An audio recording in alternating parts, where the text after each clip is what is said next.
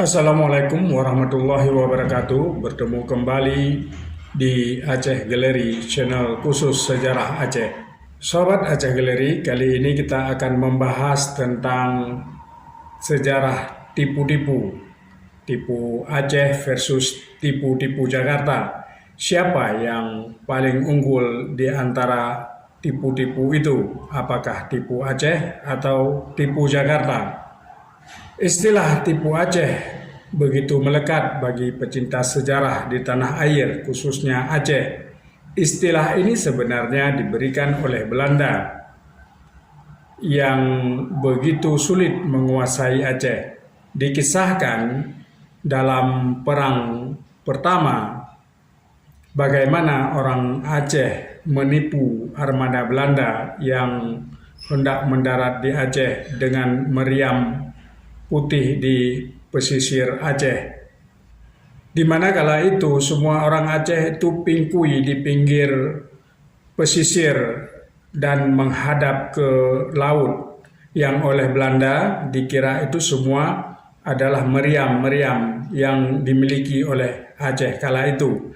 Kemudian bagaimana Tengku Umar menipu Belanda dengan berpura-pura menyerah dan bekerja sama, serta berakhir dengan perlawanan dan membawa lari puluhan senjata untuk pejuang Aceh. Selanjutnya ada lagi sejumlah kisah tipu-tipu Aceh lainnya yang menjadi buah bibir di Nusantara, seperti kisah tipu Pocut Zahara Forna yang bikin geger istana pada zaman Orde Baru dulu, di mana dalam perutnya dia mengakui mengandung Imam Mahdi yang segera akan lahir, sehingga berita itu menghebohkan istana. Presiden, wakil presiden, dan menteri-menteri semua kena tipu, walaupun akhirnya kisah itu terbongkar dan Pocut Zahara Forna sendiri ditangkap.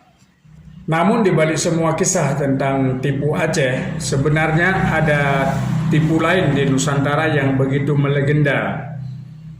Tipu tersebut bernama tipu Jakarta yang membuat orang Aceh kerap tertipu.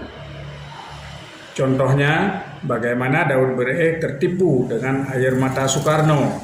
Aceh yang semestinya bisa berdiri sendiri, akhirnya bergabung dengan Indonesia dan menjadi modal bagi negara Indonesia untuk melepaskan diri dari penjajahan Belanda. Kemudian kisah bagaimana orang Aceh tertipu dengan perjanjian Lamte. Presiden Soekarno menjanjikan otonomi untuk menerapkan syariat Islam di Aceh. Alih-alih dipenuhi, Soekarno justru meleburkan Aceh menjadi bagian dari Provinsi Sumatera Utara. Daud Bereh kemudian memberontak dan kisah kemudian berakhir dengan pengkhianatan oleh pengikutnya sendiri. Aceh juga tertipu dengan air mata Megawati yang menyebut dirinya sebagai cutnya agar terpilih sebagai Presiden Indonesia. Megawati kemudian terpilih sebagai Presiden Indonesia, dan malah di kemudian hari dia memberlakukan darurat militer untuk Aceh dengan mengirim 30.000 tentara dan 12.000 polisi untuk melawan 5.000 anggota GAM. Artinya satu anggota GAM sama dengan 84 orang aparat. Ribuan masyarakat Aceh kemudian menjadi korban militer. Kuburan massa ditemukan di sejumlah tempat. Luka lama pun menyelimuti warga Aceh yang mayoritas pada saat itu sudah mulai antipati terhadap pemerintah pusat yang berada di Jakarta. Perjanjian Helsinki yang ditandatangani tanggal 15 Agustus 2005, saat itu harapan masyarakat Aceh untuk pemerintah pusat kembali bersemi. Apalagi wakil presidennya Yusuf Kala saat itu pernah mengatakan apapun akan diberikan untuk Aceh asal jangan minta merdeka. Aceh mau minta pembagian hasil, mau meminta syariat Islam, mau minta, pokoknya apapun yang mereka minta akan diberikan, kecuali jangan minta merdeka. Namun, kini usia perdamaian Aceh sudah mencapai lebih daripada 15 tahun. Jika kita menilik pada kesepakatan sebelumnya, maka bisa dikatakan Aceh hampir kembali ditipu oleh pemerintah pusat di Jakarta. Poin-poin yang berhak Aceh miliki seperti bendera, lambang sendiri, kini belum juga diakui oleh pemerintah pusat. KKR Aceh juga diabaikan oleh pemerintah pusat. Begitu juga dalam pengaturan sumber daya alam yang berada di Aceh. Mayoritas masih dikendalikan oleh pemerintah pusat di Jakarta. Sejumlah kewenangan Aceh lainnya juga dipangkas dan belum tuntas di tangan pemerintah pusat. Keadaan ini diperparah lagi dengan hilangnya kekompakan dari barisan mantan kombatan GAM yang membuat Jakarta mulai memandang Aceh dengan sebelah mata. Seperti ketika Muldoko menanggapi isu referendum yang digulirkan yang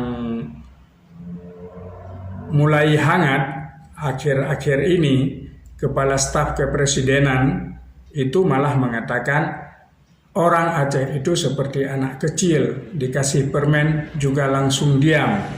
Begitu pandangan orang-orang pusat terhadap Aceh. Jika kita bertanya siapa yang menang antara tipu Aceh dengan tipu Jakarta, maka jawabannya tentu Sobat Aceh Gallery bisa menilai sendiri siapa yang lebih unggul dalam sejarah tipu-menipu antara Aceh dan Jakarta. Sayangnya kondisi ini belum sepenuhnya diketahui oleh masyarakat kita di Aceh.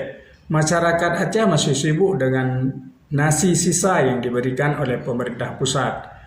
Inilah kondisi Aceh hari ini. Di antara mereka saling sikut menyikut demi kursi, saling jegal demi kekuasaan, mesenoh kepeng, dan tentu juga apam basah berserabut. Karena bagi mereka ketika memerintah yang ada di otak mereka itu hanya 3P, peng, pangkat, dan P satu lagi kita serahkan maksudnya kepada para pendengar. Demikian yang bisa disampaikan. Assalamualaikum warahmatullahi wabarakatuh.